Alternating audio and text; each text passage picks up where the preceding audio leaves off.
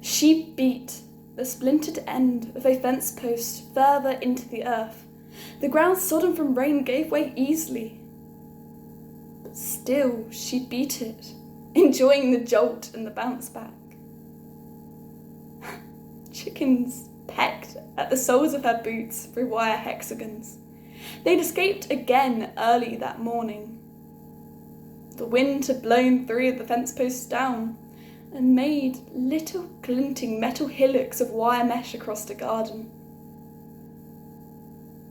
When she'd drawn the curtains, first thing, she hadn't been sure of what she was seeing.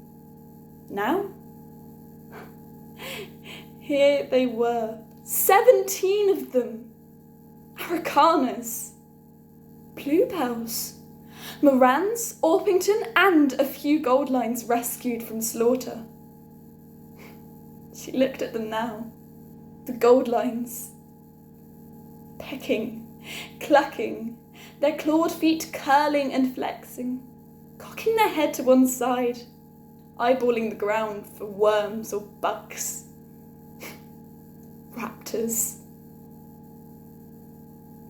They'd taken a while to feather up. Serena had offered to knit them jumpers after finding a pattern online. She would have done it too. In the space before death, if she could knit. She wiped hair from her face with the back of her hand. The wind was picking up, but the fence should hold.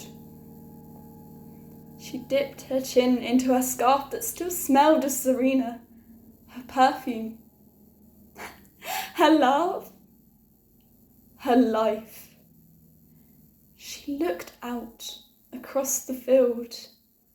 There was nothing left of the trees now, just swaying branches, skeletons, the lot of them, branches rattling like bones. And around the very edge, she could make out the golds, reds, yellows and browns of the leaves from the old great oaks. A pair of pheasants running, necks outstretched. A hare standing perfectly still in the rolling shadows of the clouds.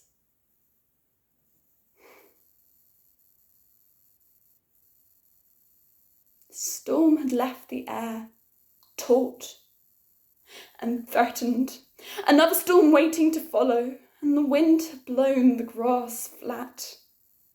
She would be rebuilding the run again come morning. She stubbed the toe of her boot into the ground. The soil bruised and squelched a quelch of watery mud across her laces.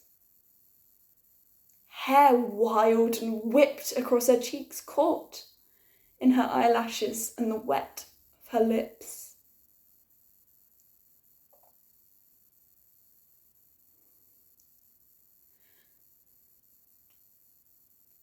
For the first time in years, she felt weak. Only moments before, she felt hot and heady and full of the thrill of life, a fleeting feeling, like water through the fingers. Winter had arrived and she hadn't even noticed its coming. The garden was dead. Rose petals had turned to brown pulp. The brilliant, sweet-smelling heliotrope she had bought for Serena had turned grey and brittle. And the trees sung a wandering song of their own.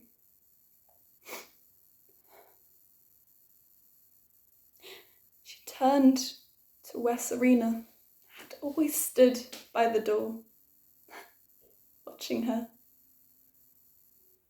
Serena, a shadow now, with her loose-fitting coat and the blue-green blanket from the back of her chair wrapped around her shoulders, both hands clasped around a mug of tea.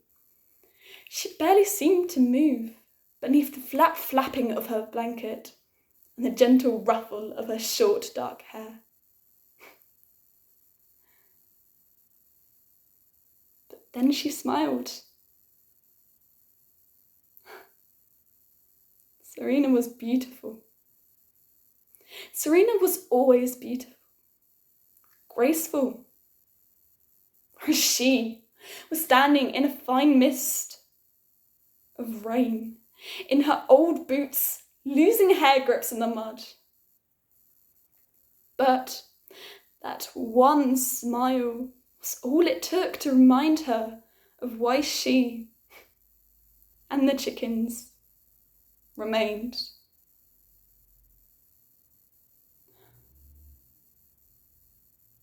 Serena.